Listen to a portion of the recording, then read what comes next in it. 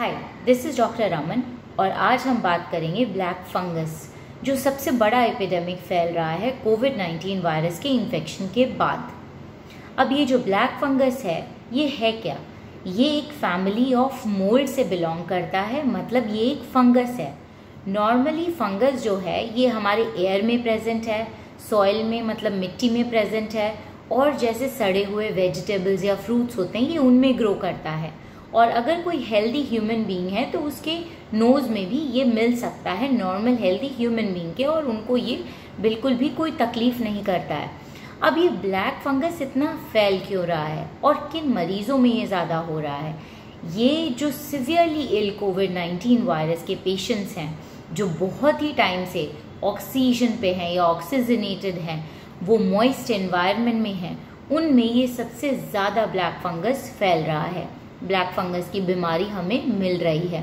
दूसरे पेशेंट्स जो कोविड-19 के साथ डायबिटिक हैं या फिर कोई इम्यूनो कॉम्प्रोमाइज स्टेटस है, लाइक कैंसर है, या कोई ट्रांसप्लांट हो रखा है, उनका किडनी ट्रांसप्लांट, लिवर ट्रांसप्लांट, और वो उन मेडिकेशंस पे हैं जो आपके इम्यून सिस्टम को कॉम्प्रोमाइज़ करती हैं, उनमें ये फंगस आराम से फैल रहा है। अब ये फंगस इन पेशेंट्स में क्या करता है? ये नोज़ के थ्रू आपके साइनसेस में, आपकी लंग्स में, आपकी चेस्ट में ये इजीली एंटर करता है। अब ये जो फंगस होता है ये ग्रो करता है जो डिकेइंग, मतलब जो डेड टिश्यूज़ होते हैं या जो एबनॉर्मल टिश्यूज़ होते हैं। क्योंकि कोविड-19 वायरस की वजह से अंदर इंजरी हो चुकी होती है लंग्स में, चेस्ट में, तो ये फंगस उसके ऊपर ग्रो करता है और उसको और निक्रोसिस या डिग्रेड करता है, जिसकी वजह से मरीजों को ब्रीदिंग डिफ़िकल्टी या और दिक्कतें आ सकती हैं, और लंग से ये फैल के आपके ब्रेन में भी जा सकता है। अब शुरू करते हैं नोज़ में। अब नोज़ में अगर ये आपको ब्लैक क्रस्ट, मतलब काले काले ऐसे क्रस्ट अराउंड द नोज़ दिख रहे हैं, तो मतलब वो फंगल इन्फेक्शन है नोज़ के अराउंड। उसके बाद ये फैलता फैलता अंदर साइनसेस में और उसके बाद लंग्स में। ये इतना भी फैलता है, मतलब ये इतना निक्रोसिस करता है ये डेड टिश्यूज़ को, मतलब ये जैसे आपके यहाँ पे अगर ये फैल रहा है तो ये आपकी पूरी की पूरी निक्रोज हो जाएगा, और आपको ये नोज नीजल एरिया या फिर आपको ये जॉ एरिया सर्जिकली रिमूव करना पड़ेगा, ताकि ये फंगस अंदर चेस्ट या चेस्ट से आपके ब्रेन में ना फैल जाए।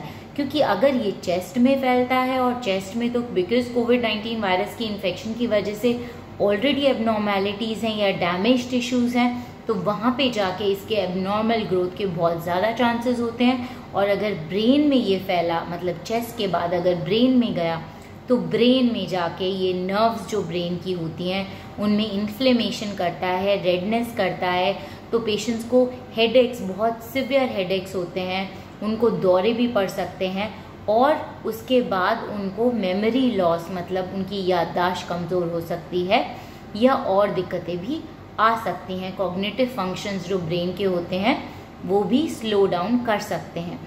क्योंकि ये मेनली नर्व्स को इन्वॉल्व कर रहा है, तो आपकी आइज़ जो हैं, आपकी आइज़ में ये रेडनेस, इन्फ्लेमेशन, मतलब आपकी आंखें लाल हो सकती हैं, इनमें वाटरिंग हो सकती है, या आपको दिखने में दिक्कत हो सकती है, या तो थोड़ा दिखने में दिक्कत हो सकती है, या बिल्कुल ही ब्लाइंडनेस भी ये कर सकता है। और उसके बाद आप, मतलब इसमें आपके जैसे चीक्स हैं, यहाँ पे अगर ये ग्रो कर रहा है अंदर साइनसेस में, तो आपको एक तरफ का पेन महसूस होगा, और उसके बाद आपको कभी कभी ये नमनेस भी फील होने, जैसे यहाँ पे कोई सेंसेशन ना हो, क्योंकि जैसे मैंने बताया ये नर्व्स को इन्फेक्ट करता है।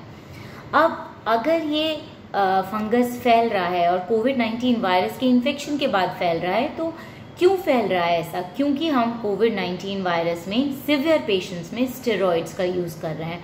स्टेरॉइड्स क्या होता है? हमारी इम्यूनिटी को कम करते हैं, जिसकी वजह से ये फंगस ईजिली ग्रो कर जाता है, और इसको वो इन्वायरमेंट भी चाहिए, जैसे मॉइस्ट एनवायरनमेंट या अनहाइजीनिक एनवायरनमेंट है, और मतलब ज़्यादा मॉइस्चर है आपकी एयर में, तो भी ये ज़्यादा ग्रो करता है। इसीलिए हमें बहुत ही ज़्यादा सतर्क रहना है। अगर कोई भी कोविड-19 वायरस का पेशेंट है और उसको 12 से 15 दिन के बाद अगर कोई भी दिक्कतें आती हैं, जैसे आंखों में दर्द या दिखना धुंधला या नाक में ऐसे कोई ब्लैक सा क्रस्ट या साइनस की प्रॉब्लम या हेडेक हो रहे हैं, तो आपको फौरन डॉक्टर को मिलना है, क्योंकि अगर इसका इलाज टाइम पे किया गया तो ये ट्रीटेबल है। लेकिन अगर ये अनट्रीटेड रह गया तो डॉक्टर्स को आपके नोज़ या फिर आपकी आँख या फिर आपका पूरा जॉ ये भी निकालना पड़ सकता है, ताकि हम इसको ब्रेन तक फैलने से बचाएं। तो इसीलिए हमें बहुत सावधान रहना पड़ेगा इसके लिए, ताकि ये हमारी पॉपुलेशन में दोबारा इतना ना फैले। अब जितना हम इसकी कोशिश कर रहे हैं इसको प्रिवेंट करने की, वो करते रहिए और इसके सिम्टम्स को पेशेंट्स में पहचानने की नॉर्मल पॉपुलेशन को भी कोशिश करनी चाहिए। So guys, that's all for today. If you like this video, please share and subscribe. Thank you.